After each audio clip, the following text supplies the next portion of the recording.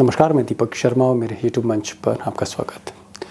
दोस्तों, दिल्ली में चुनाव प्रचार खत्म हो रहा है और प्रचार खत्म होने के एक दिन के बाद वोटिंग है और आप कह सकते हैं कि दिल्ली में अब रात कयामत की है, क्योंकि केजरीवाल और बीजेपी, या यूं कहूं केजरीवाल और अमित शाह के बीच में ये जो युद्ध है, महासंग्राम है दिल्ली का, ये फंसता चला जा रहा है। और इस फंसे हुए युद्ध में कहीं ना कहीं जो हार जीत है वो ये साफ तय करने जा रहे हैं, इनकी पार्टी तय करने जा रही, राहुल गांधी। जी हाँ, राहुल गांधी की पार्टी कांग्रेस जिस तरह से तेजी पकड़ रही है, जिस तरह से प्रचार कैंपेन एग्रेसिव होता जा रहा है, कांग्रेस कितने वोट काटने जा रही है, इसी पर केजरीवाल का नतीजा निर्भर कर रहा है। अब दोस्तों, कहानी बहुत ही सिंपल है इस चुनाव की। अगर राहुल गांधी यानी कांग्रेस ने अपना प्रदर्शन में सुधार किया इस बार, जैसा कि लग रहा है, संकेत मिल रहे हैं, यानी कांग्रेस जिसको पिछली बार 4.26 4.5% वोट मिला था पिछली बार, अगर ये वोट प्रतिशत इस बार 8% या 8% के ऊपर जाता है तो ये तय बात मानिए कि फिर केजरीवाल की कश्ती यमुना में फंसने जा रही है। और उसकी वजह यह है कि कांग्रेस अगर अपना वोट शेयर बढ़ाती है तो फिर मुस्लिम वोट और दलित वोट, जी हाँ, एक बड़ा वोट बैंक जो केजरीवाल का है, सेंध उसी में लगने जा रही है। यानी कांग्रेस का वोट बढ़ेगा तो कांग्रेस केजरीवाल के ही वोट काटेगी, एडवांटेज बीजेपी का हो सकता है। अब दोस्तों, अगर पिछली बार यानी 2020 के चुनाव के आंकड़े हम देखते हैं तो 17 सीटें, पिछली बार 17 सीटें ऐसी थीं जहां कांटे की टक्कर थी बीजेपी और आम आदमी पार्टी में, और यहां पर हार जीत जो थी वो 10,000 से कम वोट के अंतर से हुई थी, लेस देन 10,000 वोट्स। इस बार ये जो कांटे की टक्कर है बीजेपी और आम आदमी पार्टी में, कल ही मैंने बताया था वीडियो में, 33+ सीटों पर है, जहां 10,000 से कम, हो सकता है 5,000 6,000 वोटों से भी हार जीत का अंतर रहेगा। टफ फाइट है। अगर इन सीटों पर, जो 33 सीटें हैं जहां पर कांटे की टक्कर है, यहां पर कांग्रेस अगर 15-20 सीटों में, सिर्फ ओनली 15 to 20 सीट्स, अगर 7-8 हजार वोट भी पा जाती है, 7-8 हजार वोट भी पा जाती है, तो एक मोटा नुकसान आम आदमी पार्टी का होने जा रहा है। और आगे मैं इसको एक्सप्लेन करूंगा एक्सपर्ट्स के साथ पे। और एक और इंपॉर्टेंट बात आपके सामने रख रहा हूं जिस पर गौर करिएगा। एक तो कांग्रेस हर सीट पे कुछ ना कुछ वोट ला रही है, पिछली बार से बेटर उसका परफॉर्मेंस रहेगा। दूसरा सबसे बड़ा जो ब्लो केजरीवाल को लगा है, झटका लगा है, वो ये है कि ये जो चाणक्य हैं मिस्टर शाह, इनके सिस्टम ने, बीजेपी के सिस्टम ने हर सीट पर जहां पर आम आदमी पार्टी के अच्छे खासे वोट थे, समर्थक वोट थे, वोटर लिस्ट से कहीं 5,000 वोट कम करा दिए, कहीं 6,000 वोट कम करा दिए, कहीं उससे ज़्यादा वोट कम करा दिए। तो वोटर लिस्ट में जो आम आदमी पार्टी के वोट थे, ज़्यादातर सीटों पर खेल हुआ है, वोटर लिस्ट का खेल हुआ है। और केजरीवाल साहब ने इस मामले को उठाया भी था, शिकायतें भी की थी। बहरहाल ये एक स्टाइल है, फार्मूला है, ये तरीका है अमित शाह मोदी का, जिस तर्ज पर उन्होंने हरियाणा जीता या महाराष्ट्र जीता। तो एक तरफ कांग्रेस वोट काट रही है और एक तरफ चुनाव आयोग की जो वोटर लिस्ट है वो कहीं ना कहीं वोट काट रही है। एक तरह से डबल ब्लो कह लीजिए आप, यानी हर सीट पर 10 से 12 हजार वोटों का नुकसान हो रहा है। और ऐसे में जहां कड़ी टक्कर है वहां केजरीवाल साहब को ही नुकसान है, ऐसा लगता है। अब दोस्तों, शुरू में मैंने कहा था कि ये जो सफ़र है इस बार का 2025 का, ये केजरीवाल के लिए 2020 जैसा नहीं है। बहुत ही मुश्किल लड़ाई है और मैच फंसा हुआ है और एक एक पल अब इम्पॉर्टेंट है केजरीवाल के लिए, डिसाइसिव है। सवाल इस बात का है कि क्या केजरीवाल अभी भी लीड कर रहे हैं, और जिस तरह के इनपुट्स हैं एक्सपर्ट से मिल रही जो मैं आपको बताऊंगा, केजरीवाल अभी भी लीड कर रहे हैं, इस युद्ध में आगे चल रहे हैं, पोल पोजीशन पर हैं। लेकिन बीजेपी बहुत ज़्यादा दूर नहीं है उनके। और मैंने कहा कि राहुल गांधी के हाथ में चाबी तो नहीं है, लेकिन केजरीवाल को कितना डैमेज हो सकता है, इसका जो स्केल है ये राहुल गांधी को ही तय करना है, कितना डेंट होता है। और अगर डेंट ज़्यादा हो गया तो मैंने कहा ना कि यमुना में कश्ती पलट सकती है इस बार केजरीवाल की। तो बहुत टफ फाइट है, बहुत ही कम्प्लेक्स मैं कह सकता हूँ सिचुएशन है इस वक्त दिल्ली की। और आज मैंने एक्सपर्ट्स भी खास बुलाए हैं। रविंदर शौरान को मैंने बुलाया, दिल्ली के एक्सपर्ट हैं, कई बरसों से दिल्ली की पॉलिटिक्स कवर करते हैं।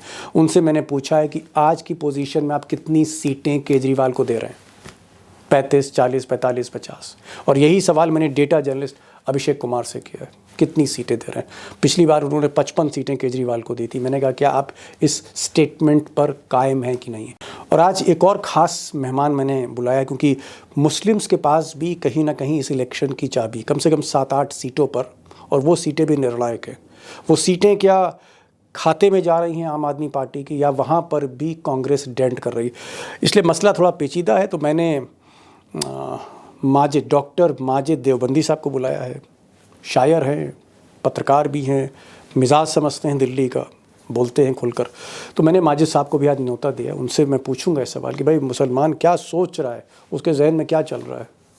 उनसे भी बातचीत होगी। और इसके साथ ही साथ उमाकांत जी से भी मैं पूछूंगा कि ये नतीजे जो हैं, जो आने वाले हैं 8 तारीख को, ये क्या साबित करेंगे कि केजरीवाल अगर जीतते हैं तो हिंदुस्तान की सियासत में कहाँ खड़े हैं। अखिलेश यादव से भी ऊपर हैं, ममता से भी ऊपर हैं। और अगर हारते हैं तो क्या फिर आम आदमी पार्टी के लिए उल्टी गिनती शुरू होगी। बहुत डिसाइसिव है, करो या मरो की स्थिति है मिस्टर केजरीवाल के लिए। सीधे चलते हैं डिबेट में, एक सेकंड ओपिनियन लेते हैं। What's going to happen in Delhi. Ravinder ji, ये जो लड़ाई है, अब तो ये बहुत आखिरी लम्हों में है। जो आप कयामत की रात कहते थे, तो कयामत की रात जैसे अब आ चुकी है। मैं ये जानना चाह रहा था कि क्या केजरीवाल के लिए सबसे बड़ा खतरा, मोदी से कहीं ज्यादा बड़ा खतरा राहुल गांधी और प्रियंका गांधी के तेवर हैं, और क्या जो मुस्लिम सीटें हैं वो अभी भी अनडिसाइडेड लग रही कुछ सीटें। बिल्कुल आपने सही बात बोली दीपक जी। और अब जो इलेक्शन है वो इलेक्शन ऐसी घड़ी पे आ गया है जैसे इलेक्शन हमने ये मान के चलिए कि पिछले इतने सारे इलेक्शन हो गए, 7-8 इलेक्शन दिल्ली में या देश में जो हुए हैं पिछले 10 महीने में, 1 साल में, ऐसा इलेक्शन हमने देखा नहीं। बहुत ज्यादा टफ है, कीनली कॉन्टेस्टेड है, और बहुत ज्यादा ऐसा फंस गया, तुला हुआ इलेक्शन जिसको कहते हैं, वैसा हो गया है। और खासतौर पर क्योंकि कांग्रेस पार्टी जिस तरीके से उभर कर आई है और मुसलमानों की एक पसंद के तौर पर कांग्रेस को देखा जा रहा है, जहां पर भी राहुल गांधी जा रहे हैं, प्रियंका गांधी जा रही हैं, वहां पर गजब की भीड़ उनको देखने के लिए उमड़ रही है। अब ऐसी स्थिति में जो परंपरागत वोटर था आम आदमी पार्टी का, वो कहीं ना कहीं छिटक रहा है। उसका एक बड़ा नुकसान हो सकता है केजरीवाल को। और दूसरा, जो पूरे देश में एक युवा मुसलमानों के लिए एक आइकॉन की तरह जो उभर के आए हैं ओवैसी, उनका भी दखल इस बार जो है वो दिखने को मिल रहा है। तो ये दोनों का जो असर है वो कहीं ना कहीं दिख रहा है। और यहां से एक बात और तय हो जाएगी दीपक भाई, अगर अगर दिल्ली के मुसलमानों ने कांग्रेस पार्टी को अपना पहला विकल्प के तौर पर चुन लिया, तो उसका असर दिल्ली भर में नहीं पड़ेगा, उसका असर पूरे हिंदुस्तान की राजनीति पर पड़ने वाला है। और आने वाले समय में जितने विधानसभा चुनाव होंगे, चाहे वो बिहार का हो, चाहे वो उत्तर प्रदेश का हो, ये मान के चलिए कि कांग्रेस पार्टी मुसलमानों की पहली पसंद होने वाली है। और मुसलमान अब ये समझिए झंडा बरदार हो जाएगा कांग्रेस पार्टी के मजबूत रिवाइवल के हिसाब से। रविंदर भाई, बड़ी बात आपने बड़ी बात कह दी, क्योंकि भाई देखिए, जमीन पर आप हैं, ग्राउंड जीरो पर आप हैं, और आप ही खाक छान रहे हैं दिल्ली की। मैं तो गया नहीं दिल्ली के कंस्टिट्यूंसी एक एक सीट पर, आप हर सीट पर हैं। और जो चांदनी चौक हो, बल्ली मरान हो, या फिर पुरानी दिल्ली के अलावा सीलमपुर हो, उन इलाकों में जहां पर मुस्लिम वोट वाकई जो है तादाद में है और रुख बदल सकते हैं पूरे चुनाव का, आप कह रहे हैं कि अगर मुस्लिम कांग्रेस में गया तो उत्तर प्रदेश और बिहार, यहां भी कांग्रेस के साथ फिर एक मुश्त एन ब्लॉक जाएगा। यानी अखिलेश यादव और तेजस्वी यादव को के लिए अच्छी खबर नहीं है, अब उनको दामन थामना ही पड़ेगा राहुल गांधी का। क्या कहना चाह रहे हैं आप? मैं यही कहना चाहता हूं कि अब ये तय हो जाएगा, क्योंकि ये दूसरा एग्जाम्पल होने वाला है अब देश में, कि हरियाणा के चुनाव में अलायंस नहीं किया, दोनों पार्टियों को नुकसान हुआ। दिल्ली में अलायंस नहीं करेंगे, दोनों को नुकसान होगा। तो आने वाले समय में जो इंपॉर्टेंट इलेक्शन होने वाले हैं, बिहार चुनाव इसी साल के आखिरी में है, वहां पर कोई भी पॉलिटिकल पार्टी अब इग्नोर करने की स्थिति में नहीं होगी कांग्रेस पार्टी को, उनको उनके साथ जाना पड़ेगा। और मुझे लगता ये फॉर्मिडेबल कॉम्बिनेशन जो है, कहीं ना कहीं यही बीजेपी को हरा सकता है। और ये इंडिया ब्लॉक के लिए एक मजबूती लेके आएगा अगर इस तरह की स्थिति बनती है। तो ये बड़ा एक बहुत ज्यादा इलेक्शन जो है ना, वो इंटरनेशनल पर्सपेक्टिव में बड़ा इंपॉर्टेंट इलेक्शन ये है। और एक और बात दीपक भाई, अगर आप इजाजत दें, इलेक्शन बिल्कुल कमीशन का भी ये लिटमस टेस्ट है। हिंदुस्तान के चुनाव आयोग यहां से गर्त में जाएगा, यहां से उड़ान भरेगा ऊपर की तरफ, ये देखना भी बड़ा जरूरी है। क्योंकि आज भी गली गली में, घर घर में लोग ऐसे घूम रहे हैं जो ये बात कह रहे हैं कि हमारा वोट कट गया, हमारा वोट सही नहीं है, हमारा इस इलाके में फर्जी वोट बन गए। और इस चुनाव की जो पूरी तामीर होने वाली है, इस इलेक्शन का जो फैसला होने वाला है, वो उसमें फर्जी वोटर और जिन लोगों का वोट कट गया है उनका बहुत बड़ा हिस्सा होगा। और मुझे बड़ी खुशी है कि दीपक शर्मा के प्लेटफॉर्म वो है जो लगातार इस आवाज को उठाता रहा है, और हमने हर मुद्दे को बहुत बखूबी रविंद्र उठाया भाई, है, हर जगह आप उठाया है। दुनिया की क्या बात करें, हमारे बेटे का है, उसका तो वोट आ गया, मेरा वोट कट गया है। हमारे घर में ही 2-3 वोट कट गए हैं, तो मैं क्या अब ये बोलूं आपसे। देखिए, अब ये देखिए, ये हालात है। अब सच्चाई देखिए, तो ये अब है। हमको तो कहीं, अब 5 लोग हम लोग बैठे हैं, 5 में से एक अपना वोटे कटवा बैठा है, तो ये स्थिति बन गई है सर, देखिए आप। तभी तो मैं कह जी रहा जी हूं, जी, यही तो हालत है। बड़ी अब बात। वोट जब, दो दो बड़ी बात कही रविंदर जी ने कहा कि भाई जो राहुल गांधी का क्रेज है, जो उनके उनके पीछे जिस तरह से मुस्लिम यूथ उमड़ रहा है, कहीं ना कहीं हो सकता है कि अगर वो कांग्रेस को वोट दे रहा है तो ये कांग्रेस का एक रिवाइवल हो सकता है हिंदुस्तान भर में। अगर आप नेशनल पर्सपेक्टिव में देखें, कांग्रेस जो स्ट्रगल कर रही है उसका एक रिवाइवल यहां से शुरू हो सकता है। दूसरा, इलेक्शन कमीशन ने जिस तरह से, या बीजेपी कह लीजिए, जिस तरह से आम आदमी पार्टी के, या आप यूं कह सकते हैं जो लोग उन पॉकेट्स में थे जहां समर्थक थे आम आदमी पार्टी, उनके ज्यादातर जो वोट काटे गए, कहीं 5,000, कहीं 6,000, कहीं 8,000, अगर इस तरह की स्थिति बनती है तो बहुत अच्छी खबर ये केजरीवाल साहब के लिए नहीं है, मुझे ऐसा लगता है। मैं जरा रुक करूंगा अभिषेक पर। अभिषेक, क्या आपको लगता है ये जो 12-13 दलित बहुल सीटें हैं, जहां पर दलित डिसाइसिव हैं,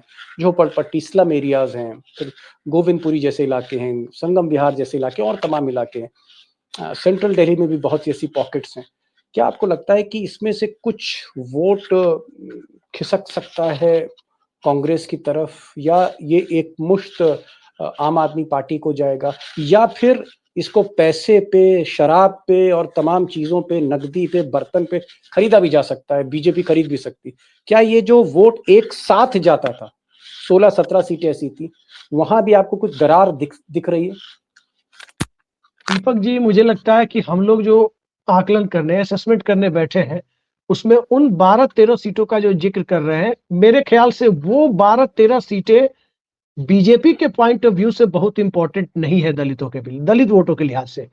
जहां दलित वोटर एक मार्जिनल प्लेयर के तौर पर मौजूद है, जहां डोमिनेंट फोर्स के तौर पर मौजूद नहीं है, वो यानी वहां पे वो डिसाइसिव है। मसलन 12-13 सीटों को आप छोड़ दे तो दिल्ली में 57 सीटें और हैं, और उन 55 या 57 सीटों में शायद ही कोई सीट होगी जहां 10-12 हजार से कम दलित वोटर होंगे। और 10-12 हजार वोटर का मतलब यह है कि 8,000 वोट उनके कास्ट होने हैं, 7,000-8,000 वोट उनके पड़ने हैं, और वो वोटों पर बीजेपी नजर दौड़ा के बैठी हुई है। बीजेपी और आम आदमी पार्टी के लिए वो बड़ी चिंता है। जो डोमिनेंट है वहां तो स्वाभाविक है कि कलेक्टिव कॉन्शसनेस है, एक सामूहिक चेतना है कि उनको आम आदमी पार्टी को वोट देना है, या उनको कांग्रेस पार्टी और राहुल गांधी की अपील पर एतबार करना है, या उनको चुनावी हिंदुत्व के सहारे जय श्री राम करना है। वहां तो एक कलेक्टिव कॉन्शसनेस है कि वो क्या करेंगे, एन ब्लॉक में करेंगे। लेकिन जहां पर अब तक वो लाभार्थी चेतना में 200 यूनिट बिजली, पानी, इन सब को लेकर पिछले 2 चुनाव से वोट कर रहे थे, 15 और 20 में, क्या वहां पर बाकी 55-57 सीटों पर वो उनके वोट जो बहुत ही डिसाइसिव होने जा रहे हैं, निर्णायक होने जा रहे हैं। दिल्ली की विधानसभा कितनी छोटी है आपको पता है, वहां पर वो निर्णायक होने जा रहे हैं। ये देखने की बात है कि उनके बीच में किसकी पैठ ज्यादा है। जो आपने कहा 12-13 सीटों की बात, मुझे लगता है कि उन 12-13 सीटों पर राहुल गांधी की अपील का असर तो है दलितों के बीच। क्या संदीप दीक्षित, शीला दीक्षित के इकलौते बेटे जो चुनाव लड़ रहे हैं, मां के नाम पर या अपनी मेहनत पर, अपनी सादगी पर, उनको 10,000 वोट मिल सकते हैं? मैं जीतने की बात नहीं कर रहा, 10,000 वोट मिल सकते हैं। और अगर 10,000 वोट मिल रहे हैं तो फिर क्या केजरीवाल के लिए मुसीबत बन सकते हैं संदीप दीक्षित? ये मेरा सवाल।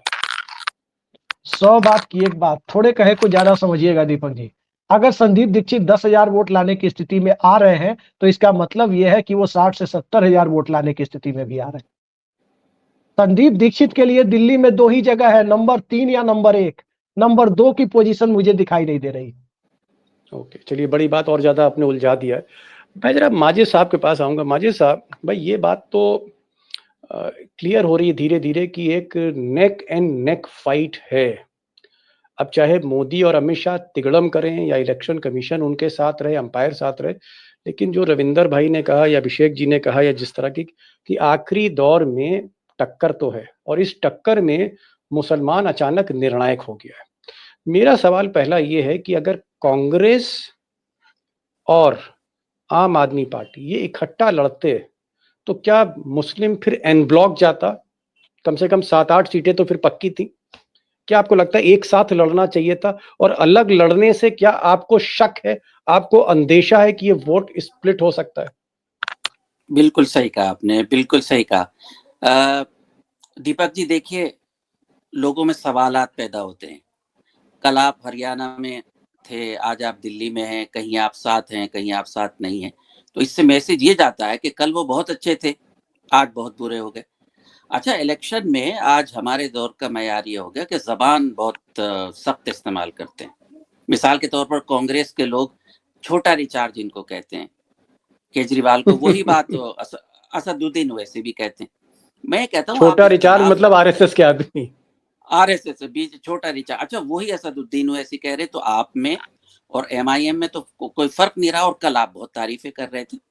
बशीर बद्र का एक शेर है, दुश्मनी जमकर करो लेकिन ये गुंजाइश रहे, जब कभी हम दोस्त बन जाएं तो शर्मिंदा ना हो। और इंडिया में इनको फिर दोस्त बनना है। अभी मैं केजरीवाल जी का एक इंटरव्यू सुन रहा था तो उनका नहीं, वो तो नेशनल पॉलिटिक्स है, वहां हम एक साथ हैं वगैरह वगैरह। अब मैं आता हूँ जामिया नगर ओखला पर। ओखला का चुनाव बहुत क्लियर था, अमानतुल्लाह खां का 10 साल में उन्होंने बहुत काम किया। 30 साल के बाद दीपक भाई सिर्फ इन 10 सालों में आम आदमी ने काम किया, इसमें कोई शक नहीं। वो भैया ने बताया अभी 200 यूनिट और पानी। नहीं, अमानतुल्लाह भले कंट्रोवर्सी में रहे लेकिन उन्होंने मेहनत करी है। जी आगे बताएं। यहाँ नहीं, लोगों के लिए मेहनत की। अब जिस चीज को हमारे ओवैसी साहब कैश करना चाह रहे हैं, CA/NRC, वहाँ हमारे ओवैसी साहब कभी नहीं आए।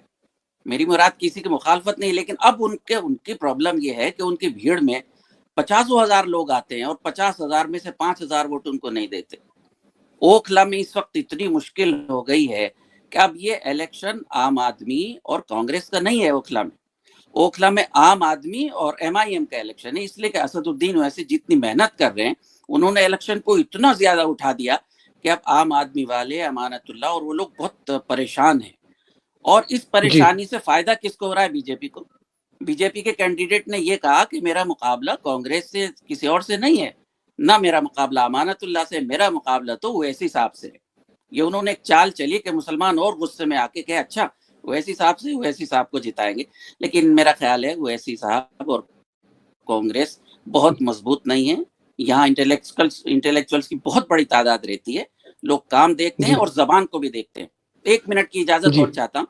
अभी ओवैसी साहब की मीटिंग में हैदराबाद के उनके एक MLA आए, उनका नाम था माजिद हुसैन। तो उन्होंने जो जबान इख्तियार की, बहुत मतलब ऐसी जबान है जो मैं आपको नहीं बताता, लग नहीं रहा था कि ये MLA है, लग रहा था कि कोई आदमी अखाड़े से निकल कर आ गया। वहीं मौजूद लोग जो तालियां बजा रहे थे, वाह वाह कर रहे थे, 50% लोग ये कहते हुए गए कि ये इतनी बुरी जबान इख्तियार कर रहे हैं अमानतुल्लाह के लिए कि कोई शरीफ आदमी इख्तियार नहीं कर सकता, आज हम अपना मिजाज बदल लें। तो इन सब बातों का नतीजा ये निकला कि कांग्रेस और आम आदमी का मुकाबला नहीं है, यहाँ अमानतुल्लाह यानी आम आदमी और ओवैसी का मुकाबला है। अब देखना ये है कि जज्बात कहाँ कामयाब होते हैं और काम कहाँ कामयाब होता है। आपने एक पर्टिकुलर सीट ओखला की बात करी, मैं पूरे दिल्ली की बात कर रहा हूँ क्योंकि तकरीबन 13-14% वोटर हैं, मुस्लिम वोटर हैं, और 13-14% माने रखता है। हो सकता है 12 से 14 हो या 14 से और ज्यादा हो, पुराने सेंसस का मैं आंकड़ा दे रहा हूँ जी। मैंने भी कई लोगों से बात करी, जिस तरह की रिपोर्ट्स आ रही हैं, मुस्लिम्स में एक तबका ऐसा है जो राहुल गांधी पर जान निछावर कर रहा है। बहुत से लोग कह रहे हैं कि साहब चाहे कुछ हो, हम राहुल गांधी के साथ हैं, क्योंकि आज की तारीख में अगर कोई मोदी और अमित शाह और मोहन भागवत को आड़े हाथों लेता है तो यही शेर है। राहुल गांधी का इतना क्रेज है, मतलब आप कह सकते हैं। दूसरी तरफ एक तबका है जो कह रहा है कि नहीं साहब, बीजेपी को नहीं आना इसलिए हम कांग्रेस की जगह आम आदमी पार्टी को वोट देंगे। कुछ लोग कह रहे हैं कि साहब जी आम आदमी पार्टी जो है वो बी टीम है, जो आप छोटा रिचार्ज की बात कर रहे थे कि साहब ये बी टीम है, ये कहीं ना कहीं इनकी लाइन आरएसएस वाली लाइन है अरविंद केजरीवाल की। एक इस तरह की बात भी आ रही। तो क्या आपको लगता जी है ऐसे हालात में हर सीट पे 5-6 हजार 5-6 हजार 7-8 हजार वोट, यानी 10-12% वोट कांग्रेस को भी मिलेगा, मुस्लिम्स का? बिल्कुल बिल्कुल मिलेगा, लेकिन मेरा ख्याल है 10-12% नहीं मिलेगा, 5-7-8 में वो सिमट जाएंगे। आज आपका ये रिकॉर्ड हो रहा है, ये रिकॉर्ड रहेगा, बाद में सुनिएगा, 5-7-8% में निमट जाएंगे। इसलिए एक मुसलमान बहरहाल ये जरूर चाहता है कि भाई जिसको भी जिताओ उसको जिताओ जो बीजेपी को हराए। अब आप देखिए सीलमपुर में चौधरी मतीन हैं, उनके बेटे हैं, फिर इधर हारून यूसुफ हैं, आम आदमी से इमरान हुसैन है। अभी इमरान हुसैन के खिलाफ बाकायदा लोगों ने बहुत मुखालफत की जब वो एक जगह पहुंचे। तो ऐसा नहीं है, बहुत जी। अच्छे हालात है, लेकिन फिर वही बात कि भाई जो बीजेपी को हराए हमें उसको जिताना है। और मेरा अच्छा, ख्याल है मान लीजिए बीजेपी नहीं होती, मान लीजिए माजिद साहब बीजेपी नहीं होती, मुकाबला केजरीवाल और राहुल गांधी में हो रहा था, फिर मुसलमान कहाँ जाता? नहीं, तो राहुल गांधी के साथ तो अब हुआ ना, अभी जो उनकी चाहत बहुत ज्यादा बढ़ी वो तो अब हुई। केजरीवाल तो 10 साल से लोगों को सहूलियात दे रहे हैं, हमारी बहनों को जी फ्री टिकट दे रहे हैं। 200 जी यूनिट बहुत होते हैं, कम नहीं होते। और देखिए दिल्ली में बाहर से आए हुए 80% लोग हैं जो बहुत औसत दर्जे के लोग हैं, मतलब बहुत बड़े लोग नहीं है। तो जाहिर है जी उनके इस काम को कोई नहीं भूल सकता। रहा केजरीवाल ने क्या किया क्या नहीं किया, लेकिन अगर केजरीवाल को ये कहेंगे कि उन्होंने कुछ नहीं किया तो ये झूठ होगा। हाँ, ये जरूर है कि केजरीवाल ने बहुत किया, और ज्यादा करना चाहिए था, जिसकी उम्मीद लोगों को रखनी चाहिए। लेकिन ठीक बहरहाल ठीक मैं समझता हूँ आप सब तजुर्बेकार है, केजरीवाल आ रहे हैं, केजरीवाल कहीं नहीं जाते। जी जी उमाकांत जी, मैं कह रहा हूं कि जो जी परिस्थितियां कि एक तरफ हर सीट पर वोट कट गए वोटर लिस्ट से 4-4 5-5 हजार, और दूसरी तरफ जी कांग्रेस जो है वो 4-4 5-5 हजार वोट तो लेगी भाई, कम से कम 20 हजार वोट नहीं, 5 हजार तो मिलेंगे, इतनी हैसियत तो आई, 4 हजार 3 हजार 5 हजार। तो एक तरफ कांग्रेस वोट काट रही है, दूसरी तरफ वोटर लिस्ट में वोट कट रहे हैं। क्या एक मुश्किल पोजीशन पे अरविंद केजरीवाल आपको लगते हैं? और आपको लगता है कि 60-70 जो सीटें आती थी, 62-68, उसकी जगह एक क्लोज फाइट है इस बार? मैं कह रहा हूं दीपक जी, मैं कह रहा हूं अरविंद केजरीवाल उस लहर को भूल जाएं। अरविंद केजरीवाल अगर न्यूनतम भी आंकड़ा ले आते हैं, 40 और 38 ले आते हैं, मुझे बहुत बड़ी जीत होगी। और मैं आपको बता रहा हूं, अगर 2-3, मुझे तो उम्मीद है नहीं, कांग्रेस हो सकता है कि अच्छे परफॉर्म करे, कि कांग्रेस का बड़ा साइलेंट वोट है। मेरी 2-3 लोगों से बातचीत हुई, उनका कहना है कि देखिए, 3 विधानसभा में अलग अलग बात हुई, उनका यह कहना है कि देखिए हम भारतीय जनता पार्टी के ट्रेडिशनल वोटर है, लेकिन हम बीजेपी को वोट नहीं करेंगे। हम जो है केजरीवाल को देना नहीं चाहते, हम तो कांग्रेसी हैं, तो अब हम जो है वोट करेंगे।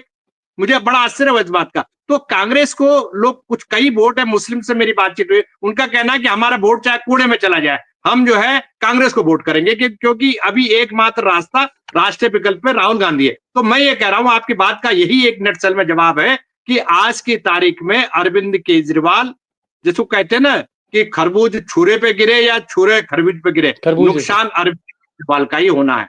अरविंद केजरीवाल अगर तलवार की धार पर बहुमत लाते हैं तो ये बीजेपी वाले उनको सरकार को चलाने नहीं देंगे। वैसे पूर्ण बहुमत की सरकार नहीं चलाने देते हो, तो वो 38 और 40 वाली सरकार कैसे चलने देंगे? वो किसके खिलाफ केस लगाएंगे और नहीं, रिजाइन 40 आ रहे करवाएंगे? हैं कि नहीं आ रहे? झाड़ू 40 लेके आ रही कि नहीं ला रही? ये तो अब मैं प्रेडिक्शन चलिए करने की स्थिति में नहीं, क्योंकि भारतीय जनता ठीक है। पार्टी उमाकांत सुबह जी, हरियाणा के बाद से, हरियाणा का जब से इन्होंने नतीजा देखा है, उमाकांत जी ने प्रेडिक्शन करना बंद कर दिया हरियाणा और महाराष्ट्र के बाद। ठीक है, एक आपका स्टैंड है, मैं आपको बिल्कुल भी दबाव नहीं डालूंगा कि आपसे मैं कहूँ कि नहीं 40 ला रही है 45 ला रही। अगर आप नहीं प्रेडिक्ट करना चाहते तो मैं आपका सम्मान करता हूँ लखेड़ा साहब। लेकिन रविंदर जी, आप तो बताइए भाई, आप तो प्रेडिक्ट करते हैं चीजें, और आप तो हर सीट पर कागज पेंसिल लेके बैठते हैं, घंटों आप लगे रहते हैं। तो बिल्कुल आप बताइए, आपकी दीपक जी, गणित एनालिसिस क्या कह रही है? मेरा एनालिसिस आज भी कह रहा है दीपक भाई कि बीजेपी के मुकाबले में अरविंद केजरीवाल एज पे है।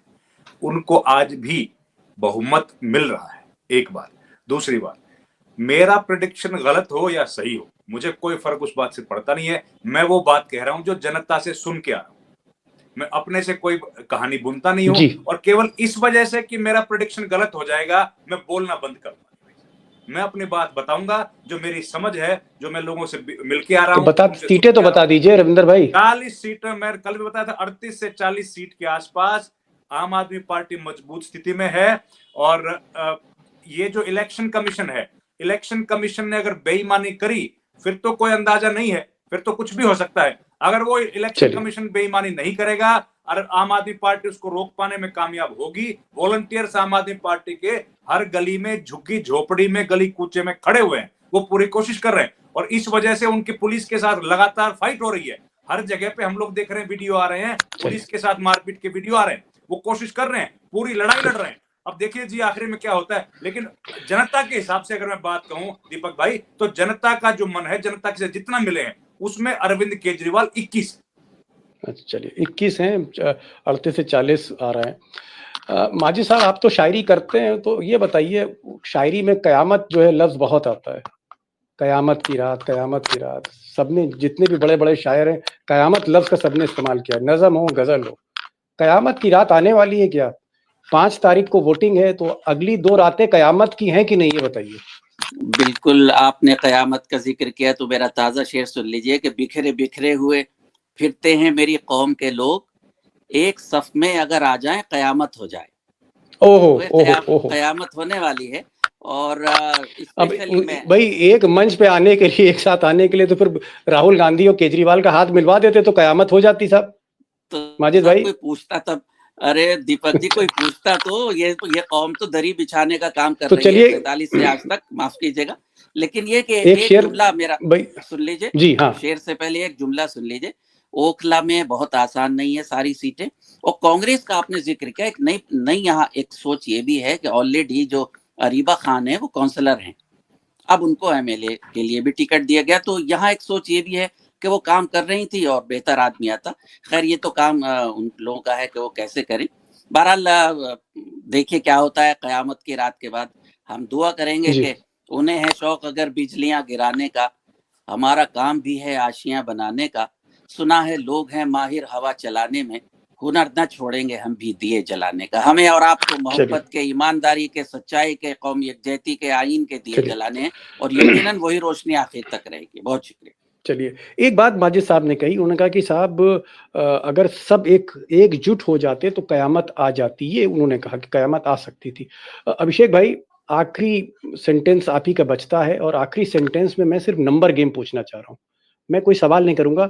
इन्होंने बताया 38 से 42, आपकी गणित, आप तो डेटा के जर्नलिस्ट हैं भाई, डेटा किंग आपको कहते हैं, आपका डेटा क्या बता रहा है? 40, 45, 50, 55, 62, 67, कुछ भी बता दीजिए। दीपक जी। जी, कांग्रेस पार्टी अगर 5% वोट तक सिमट गई तो आम आदमी पार्टी 55 पार जा रही है, और कांग्रेस अगर 12% वोट तक पहुंच गई तो भारतीय जनता पार्टी 55 तक जा रही है। चलिए, पूरा की पूरी आपने चक्करगिन्नी कर दिया इस पूरे शो को। मैं कहूंगा पूरा का पूरा जो भी हमने बहस करी, आपने पूरा घुमा दिया। आपने कहा कि अगर कांग्रेस 12% है तो बीजेपी 55 सीटें ला रही है, यानी हरियाणा जैसा कुछ नतीजा है। और अगर कांग्रेस नीचे जा रही है, 12 से नीचे जा रही है 5 पे, तो फिर 55 सीटें जो हैं वो केजरीवाल लेके आ रहे हैं। यानी कुल मिलाकर कांग्रेस सबसे ज्यादा डिसाइसिव लग रही। कांग्रेस का वोट बैंक, मुस्लिम और दलित का वोट डिसाइसिव है, कांग्रेस डिसाइसिव। बहुत कुछ केजरीवाल की जो सफलता है, कामयाबी, चौथी बार जीतते हैं, नहीं जीतते, फतह मिलती है, नहीं मिलती है, सब कुछ डिपेंड करेगा राहुल गांधी पे। माजिद साहब आप आए, और बहुत बहुत शुक्रिया आपका, आप जुड़े। रविंदर भाई, आप अपनी बात पर कायम हैं, आपने कहा कि 40-42, और आज एक नया आंकड़ा हमारे डेटा किंग ने दे दिया कि साहब 55 बीजेपी भी जा सकती है, 55 केजरीवाल भी जा सकते हैं। चाबी जो है वो राहुल गांधी के हाथ में। और हमेशा की तरह, खासकर हरियाणा चुनाव के बाद, उमाकांत जी ने कोई भी टिप्पणी करने से इनकार कर दिया, यानी मन ही मन इनका जो संदेह है वो चाणक्य, मोदी जी और इलेक्शन कमीशन पे कि कहीं खेल ना कर दें, इसलिए कुछ बोलना नहीं चाहते। बहरहाल बहुत बहुत शुक्रिया उमाकांत जी आपका। माजिद भाई, nice to see you in this programme. बहुत बहुत शुक्रिया रविंदर, बहुत बहुत शुक्रिया Abhishek. Thank you so much for joining. Thank you so much.